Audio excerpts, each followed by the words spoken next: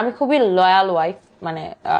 এটা আমার হাজবেন্ড জানে আমি খুবই লয়াল ওয়াইফ, এবং আমি আমার হাজবেন্ডের বাইরে I love sari, but sari পরলে কিন্তু মেয়েদেরকে আরো বেশি সেক্সি লাগে, বাট আমরা এইটা বুঝি না। আমরা মনে করি হ্যাঁ শাড়ি পরছে okay she is fine, but western পরছে ও মাই গড, মনের বিষয়। অবশ্যই আমি একজন মুসলমান এবং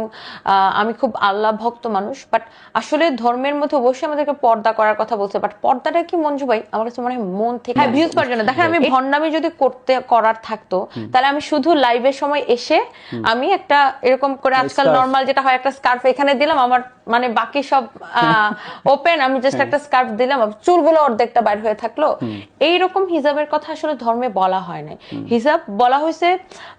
আমাদের কোরআন শরীফে, আমি বাংলায় কোরআন শরীফ পড়েছি এবং স্পষ্ট করে বলা হয়েছে যে তোমার বডির শেপ যেন বোঝা না যায়, তুমি এমন কিছু পরো বডির শেপ যেন বোঝা না যায়। তো এখন আপনার পুরো বডি এরকম টাইট টাইট জিন্স পরলেন, সব পরলেন, আপনি